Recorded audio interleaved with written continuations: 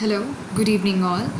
Today we are going to start our video by learning something related to Windows internals, where we'll be covering three rooms in order to just understand how Windows internals and processes should be analyzed. Three rooms will be covered. One will be of system Sysinternals, the other will be Windows internals, and the third one will be about Windows event logs. We are going to see the tools and utilities that are being utilized for the specific analysis. Okay, starting with system internals. It's a compilation where the utilities will be related to file and disk analysis, networking, and what are the processes that needs to be analyzed, something related to security. System information is also gathered using the sysinternal utilities. It is a complete repository which provides you all the what executable, or you can say softwares, in order to analyze all these things to the local system. Okay, and we are going to start with this. Okay, and if you are going to cover about file and disk utilities, certain utilities are also talked about, like syscheck and streams are there. Then we can see sdelete is there.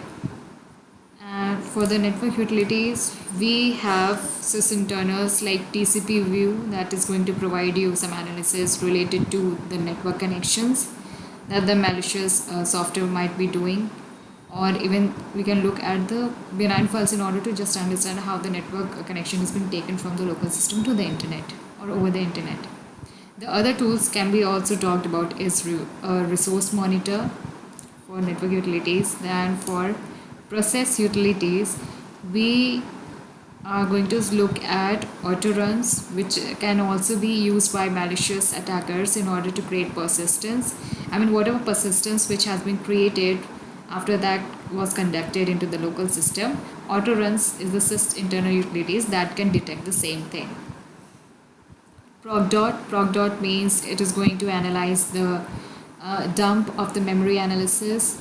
These are of two types, like mini dump or full dump, and the analysis is done using this particular utility. Then we have process explorer. Process explorer means whatever the process which has been executed while taking things further from dynamic analysis, we are going to see the parent IDs and the child IDs of the processes, malicious processes that are being run within the local system. And after that, what are the utilities we are going to see?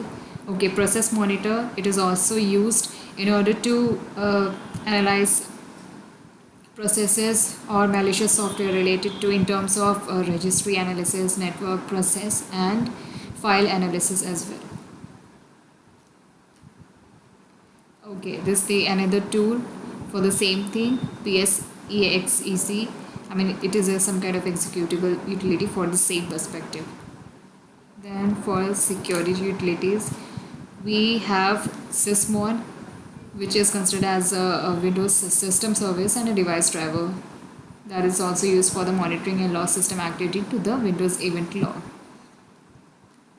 And for the system information, what we have utilities, WinObj is there in order to understand more about the native Windows NT APIs that is being provided by dlls. Some kind of interaction between the user interface and the kernel mode as well.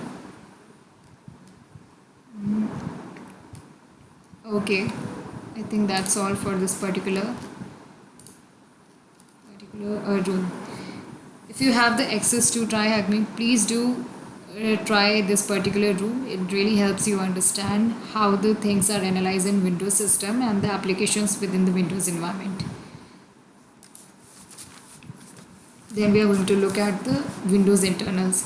Windows internals, it is used, the objective is mentioned, like the process analysis of Windows needs to be understood, the core file formats and how they exactly works, and the interaction with the Windows internals in order to understand how the kernel actually operates in Windows environment.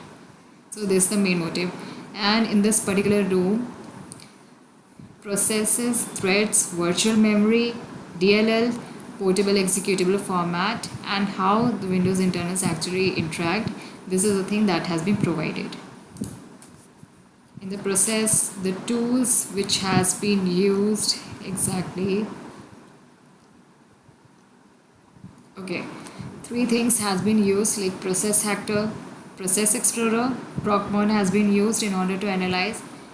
We have a attack machine as well, so that if you have the subscription, you can take use of it. You start the machine, you keep all the utilities are already installed in that attack machine, and you can make use of it in order to analyze this particular file using procmon. Threads are also mentioned. Threads are a basic unit, you can say the smallest unit of a process that exactly relates itself to in order to consume some resources required by the process. And it has been also utilized by procmon in this particular room.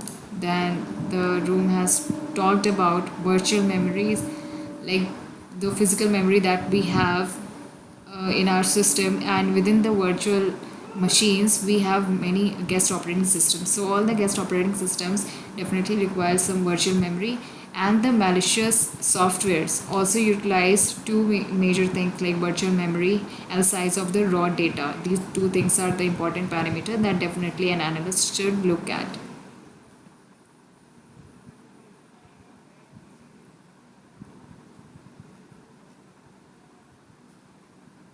Okay, it has also been just a random one or already utilized with procmon.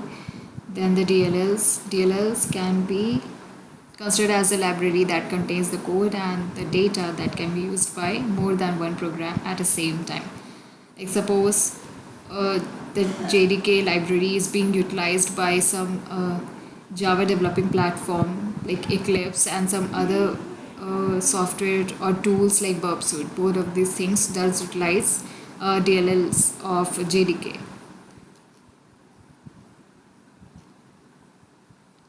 Same thing as had been utilized. Okay, we are going to look at portable executable. See, portable executable is the Windows binary of, it's a form of a Windows executable. If we disassemble it, we get whenever we do the analysis in that format, we make use of portable executable format in order to analyze any particular executable. So from executable to that Windows binary, so that the Windows binary, whenever it is analyzed with respect to static and dynamic analysis, we can easily understand whether the file is benign file or a malicious one. See, in this particular room, hex editor has been used in order to understand about the exe file, like what are the key things that we should look at. Like MZ, we have some specific file signatures in order to make you understand that it is a portable executable, which comes under DOS header. Then we have PE file header, like we have PE exact word that is written within this hex editor we can identify, and there could be many other section tables, like we have .text, .rdata, and all these sections are a part of PE file format. And if there is any additional header, we will also get to see in this particular. Okay, this has been analyzed. Earlier we used to use a PE Studio and PE View, but nowadays Detect It Easy is a good tool in order to analyze portable executable file formats, which gives you many additional things along with all the formats that was already present with PE Studio. So I would definitely suggest to people, please give it a try, so that you easily understand how efficient this particular tool is nowadays. Okay, that's all for this particular room. Let me see. Yeah, I just provided a simple one. Exactly. Okay, as I was talking about user mode and kernel mode, which we are definitely going to understand while reading about Windows internals. And this is the exact image. Definitely if you're talking about Windows internals or you're learning anything related to it, please do understand that you have to also learn about how the user application interacts with the kernel mode, and what are the switching point, like Windows API and system calls, how they interact with each other in order to make the communication between the kernel and the user application efficient. Okay, this is the thing. Now we are going to look at Windows event logs. Okay. In this particular Windows event logs,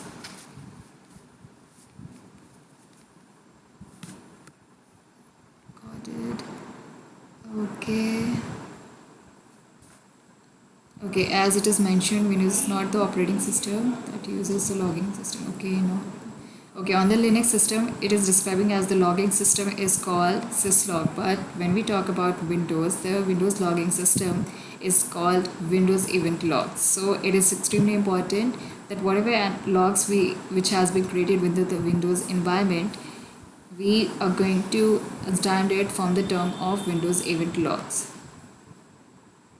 And we have certain utilities that are being utilized in order to analyze it. Like for the first one has a GUI interface, event viewer, the second has command line tool, and the third one is the PowerShell commandlet.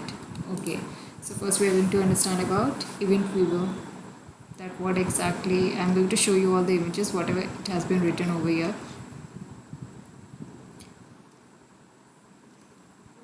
Okay, how the interface exactly looks like, properties we need to do.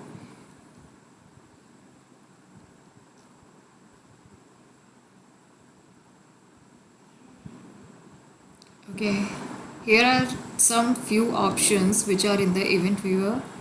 The first one is being talked about like create custom view and the filter current log. This is of course for filtering, but both of these things are utilized in a different way. The create custom view provides you all the logs by logs, and filter current log provides you all the data by resource. These are some interfaces, some images that provides you data when you are going to analyze any particular folder within the event viewer. Okay, the next one is with util.exe. How exactly it is going to, yes, okay. Okay, it's a command line. See, you can see the images how it is being used. It's going to provide you all the help with the switches. These are the options, common options which are being used with this particular command line. We have to put commands over here.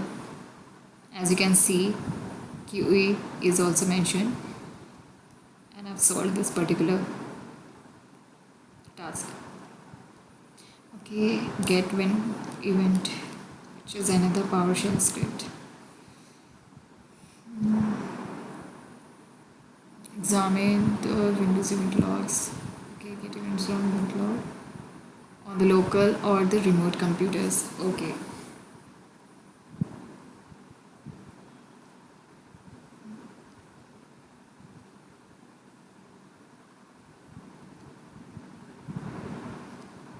Okay, these are the, see, this is how event viewer exactly looks. This is the GUI interface and the data which we have to collect, we can see from here. And also the details tab is also available. From there you can also see. And if you're going to use some PowerShell script, this is how it is going to look. So it has been talked about like this. This is the GUI interface and this is the PowerShell script if we use Windows PowerShell in order to extract information. Xpath queries, it has also been talked about. Like in event viewer, we have two tabs. One is the general and the other one is details. And in this particular one, we have two additional tabs, like friendly view can be also there and XML view is also there. So XPath queries is used in order to extract information from that XML file view. So these are the data that is present in XML format. And if you are going to utilize any command line or PowerShell, like here it has been used PowerShell, then this is how we have to extract information. We're using Windows PowerShell. Yeah, as you can see. And using the command line, we have to use specific switches for the same thing.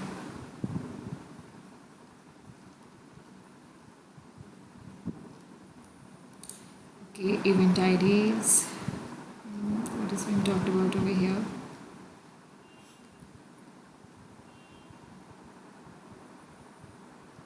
Okay, general things has been talked about, like about the event IDs that and specific roles and the process names and operations related to specific event IDs. Detection is also made using event IDs, like specific event IDs are related to some specific process name. So whenever we get any event IDs, we can clearly understand that it is related to some process, and if we keep practicing, then we can recall all the names on the tip of the finger every time.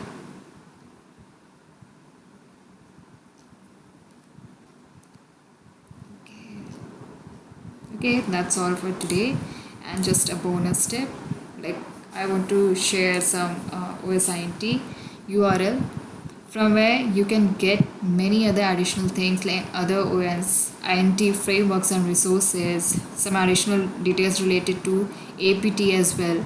This is the URL. I'll paste that in the description box as well. From here you can see there are many people who work for the OSINT framework and all across the globe.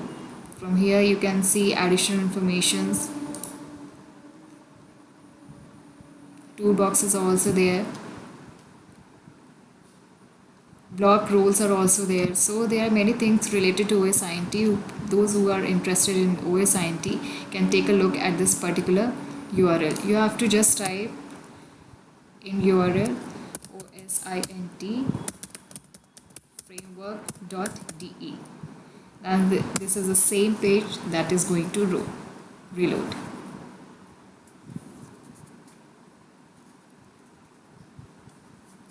Okay, so yeah, that's all for today.